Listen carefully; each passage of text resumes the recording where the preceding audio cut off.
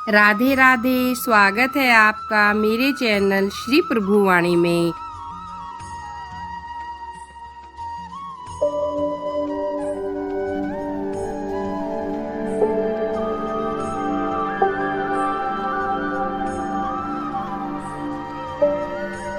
ओम नमः शिवाय। भक्तों, आज हम इस वीडियो में श्रावण माह के शुक्ल पक्ष की एकादशी कब है, शुभ मुहूर्त क्या है, महत्व और कथा के विषय में जानेंगे।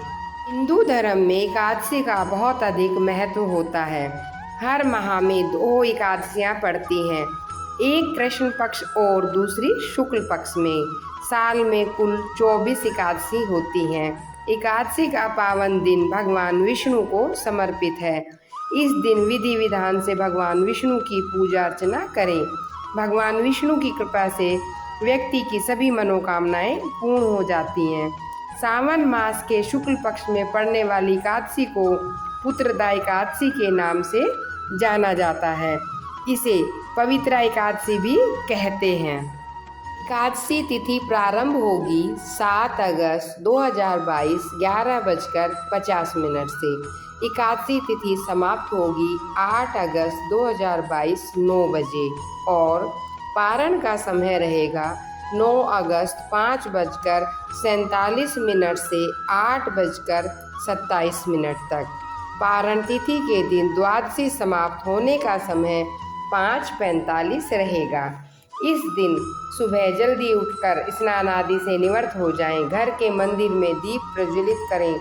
भगवान विष्णु का गंगा जल से अभिषेक करें और विष्णु को पुष्प और तुलसी दल अर्पित करें।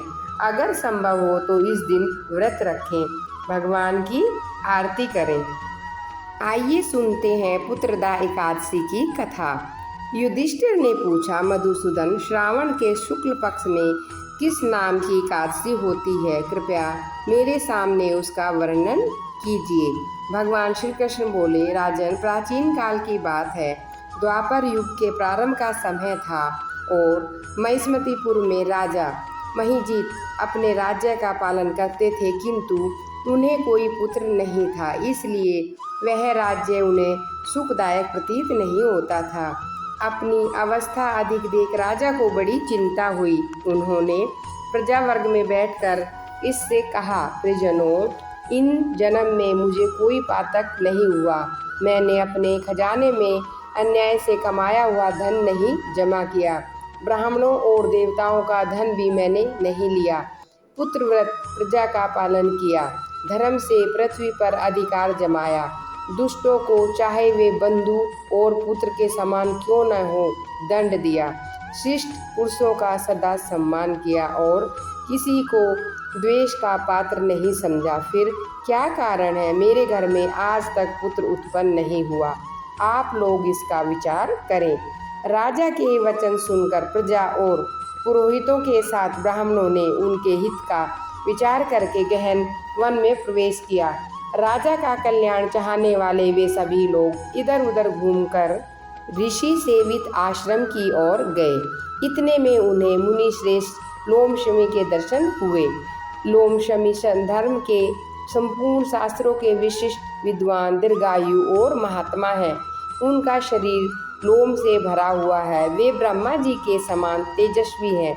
एक एक कल्प बीतने पर उनके शरीर का एक एक लोम विशीर्ण होता है, टूटकर गिरता है, इसलिए उनका नाम लोमेश हुआ। वे महामुनि तीनों कालों की बातें जानते हैं। उन्हें देखकर सब लोग बड़ा हर्ष हुआ। लोगों को अपने निकट आते देख लोमेश ने कहा, तुम सब लोग किस लिए यहाँ आए हो? अपने आगमन का कारण बताइए। तुम लोगों के लिए तो हितकर कार्य होगा, मैं उसे अवश्य करूँगा। परिजनों ने कहा, ब्राह्मण, इस समय महिजीत नाम वाले जो राजा हैं उन्हें कोई पुत्र नहीं है। हम लोग उन्हीं की प्रजा है जिनका उन्होंने पुत्र की भांति पालन किया है। उन्हें पुत्रहीन देख उनके दुख से दुखित हो हम तपस्या करने का दृढ़ निश्चय करके यहाँ आए हैं। द्विजोतम राजा के भाग्य से इस समय हमें आपका दर्शन मिल गया। महापुरुषों के दर्शन से मनुष्य के सब कार्य सिद्ध हो जाते हैं। मुने, अब आप हमें इसका उपाय बताइए जिससे राजा को पुत्र की प्राप्ति हो। उनकी बात सुनकर महर्षि लोमेश 2 घड़ी के लिए ध्यान मग्न हो गए।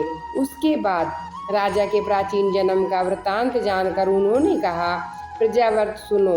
राजा महिजीत पूर्व जन्म में मनुष्यों को चूसने वाला धनहीन वैश्य था। वह वैश्य गांव-गांव घूमकर व्यापार किया करता था। एक दिन ज्येष्ठ के शुक्ल पक्ष में द्वादशी तिथि को जब दोपहर का सूर्य तप रहा था, वह किसी गांव की सीमा में एक जलाशय पर पहुंचा। पानी से भरी हुई बावली देखकर वैश्य ने वहां जल पीने का विचार किया। इतने में वहां अपने बछड़े के साथ एक गौ आ गई। वह प्यास से व्याकुल और ताप से पीड़ित थी, अतः बावली में जाकर जल पीने लगी। वैश्य ने पानी पीती हुई गाय को हाँक कर दूर हटा दिया और स्वयं पानी पिया। उसी पाप कर्म के कारण राजा इस समय पुत्रहीन है। किसी जन्म के पुण्य से इन्हें निष्कष्टक राज्य की प्राप्ति हुई है। प्रजाजनों ने कहा, मुने, पुराणों में उल्लेख है कि प्रायश्चित के रूप में अगर हम कुछ पुण्य करें तो पाप नष्ट हो जाते हैं। अतः ऐसे पुण्य कर्म का उपदेश दीजिए जिससे उस पाप का नाश हो जाए। लोमेश जी बोले, प्रजाजनों, श्रावण मास के शुक्ल पक्ष में जो एकादशी होती वह पुत्रदा के नाम से प्रचलित है। वह मनोवांछित फल प्रदान करने वाली है। तुम लोग उसी का व्रत करो। यह सुनकर प्रजाजनों ने मुनि को नमस्कार किया और नगर में आकर विधि पूर्वक पुत्रदा एकादशी के व्रत का अनुष्ठान किया। उन्होंने विविध पूर्वक जागरण भी किया और उसका निर्मल पुण्य राजा को अर्पण कर दिया। तत्पश्चात रानी ने गर्भ धारण किया और प्रसव का समय आने पर बलवान पुत्र को जन्म दिया। इसका महात्म्य सुनकर मनुष्य पापों से मुक्त हो जाता है तथा इस लोक में सुख भोगकर परलोक में स्वर्ग की प्राप्ति होती है। बोलो विष्णु भगवान की जय। भक्तों, अगर आपको मेरे द्वारा सुनाई गई कथा पसंद आए तो आप इसे लाइक और सब्सक्राइब अवश्य करें और अधिक से अधिक शेयर भी करें।